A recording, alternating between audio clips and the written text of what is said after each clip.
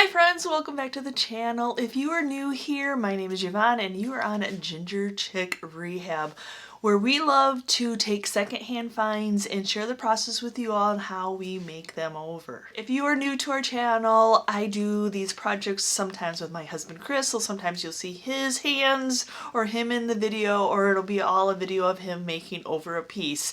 We are a tag team effort here on our channel. So in today's video, we are actually doing a hutch. Whew, sometimes there are those pieces and you bid on them at auctions and then you get your hands really in there and they are more of a project than you thought they were going to be, and this is one of those pieces.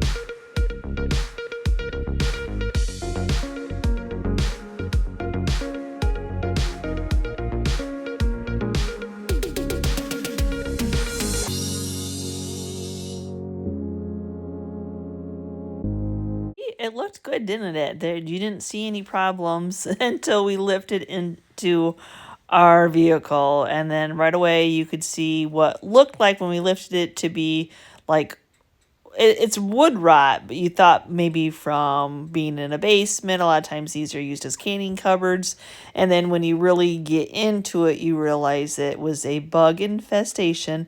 That, yes, y'all, we checked that it's just the lumber is now gone, but nope, there's nobody home in this. So yeah, some problems we have to deal with right at first. And unfortunately, you like the age of these type of boards and they're hard to match up. I don't think that we didn't think about throwing this into the burn pit, but we spent $50 on it, y'all. So now that you have it, let's work through it. Chris is always a trooper. We always somehow figure out a plan. So we're going to go ahead and share our plan and our process with you all of how we saved this. So yes, he's going to try to remove all the damage, the worst damage. He's not going to take the back completely off. Like I said, it's really hard to match up these slats of wood to get the same thickness, not cost efficient to take away the whole back. So this piece is going to get some added character.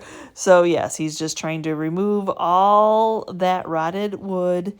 And just recently we had thrifted at an auction some of these pieces of tin. Now, if you know something about some older cupboard pieces, sometimes when there was damage like this, or a mouse decided to make a hole or something, because as I said, a lot of times these were put in the basement for canning cupboards to store your canning goods on, that yes, people used to use tin cans or metals that they had to cover the holes. So this is where we came up with the idea.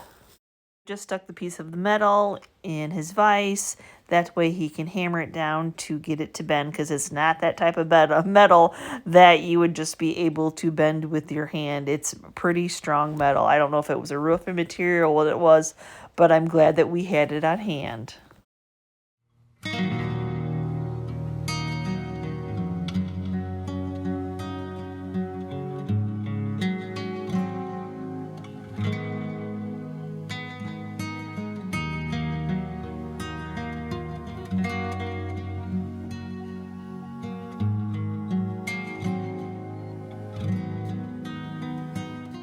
Now that he has the tin on, he's going to go ahead and add some little blocks acting sort of like feet. You're not really going to see them. They're just going to bump out a little bit further than what the sides are.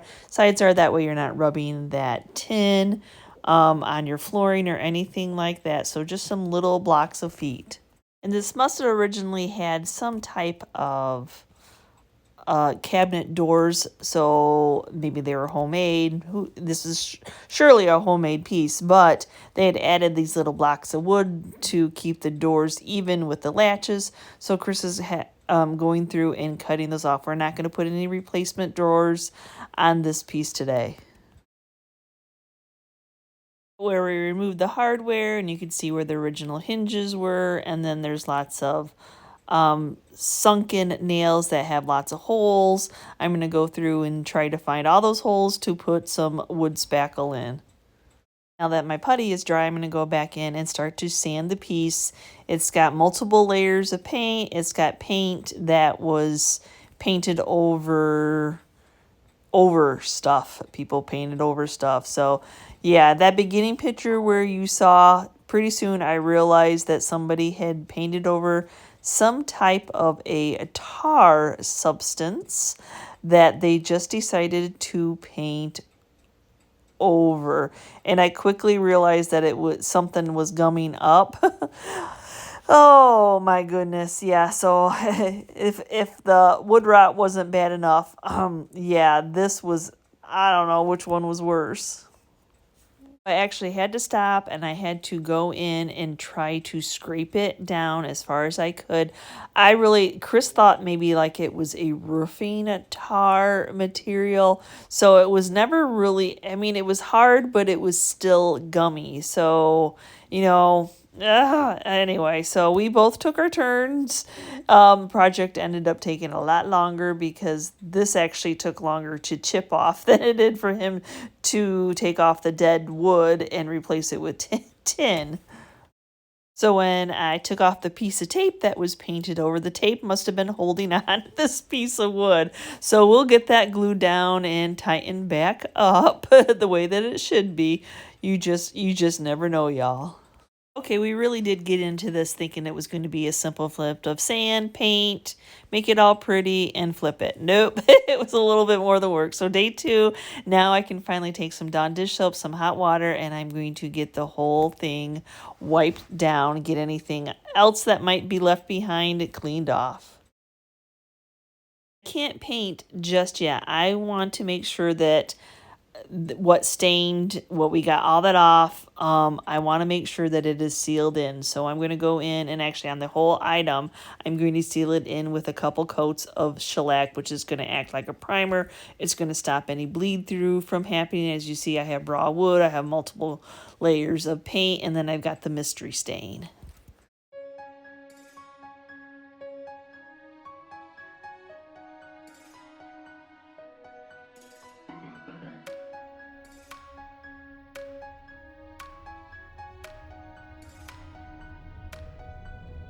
I'm just going to go ahead and give the inside a fresh coat of white.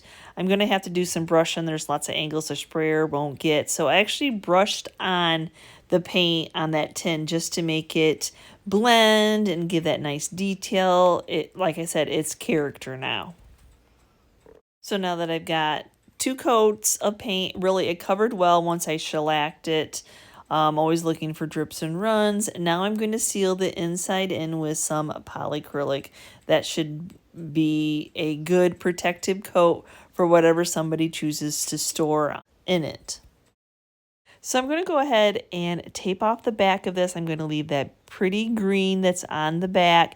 That didn't have any underneath color. You're going to see the true color of the tin that way. Just taking the time to leave some of that character. And for my paint color, I'm going in with, if I can say it right, Inglenook. Oh, y'all, I slaughter words. But it's a very pretty green color that I got from Painted Heirloom. Oh, y'all, I love this paint. So, the Fusion paint is a paint and primer and top coat all in one. So this is going to help make my job a little bit quicker. And it just goes on so smooth. Can you just tell how smooth of a paint this is?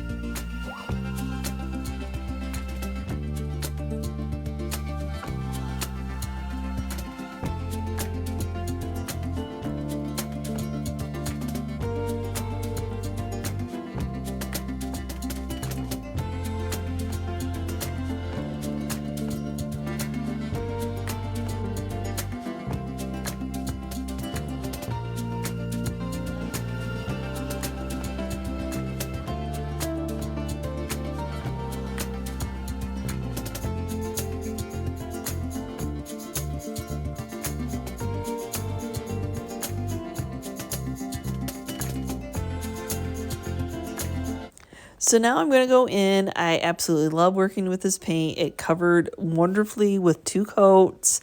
And so I'm just going to go in with some 220 sandpaper and just distress those edges, just get it down to that wood.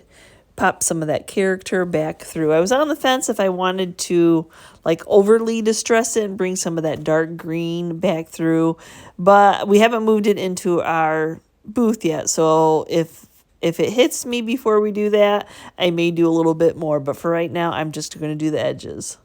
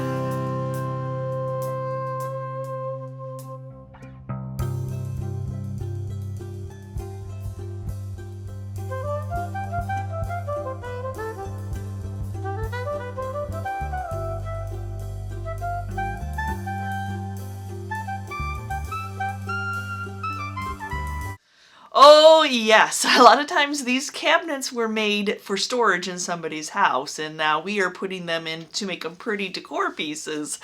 And yes, that was definitely not a canning cupboard at the end of its life. So mystery goo, oh my goodness, I'm glad that it painted over. And sometimes, yes, it's always about, you look at a piece, you stand there, do I love it? I don't quite love it, so a little bit more, you know, you just don't know. So let me know down in the comments below, have you run across projects, pieces like this where you're like, oh, that's more than I wanted to put into it.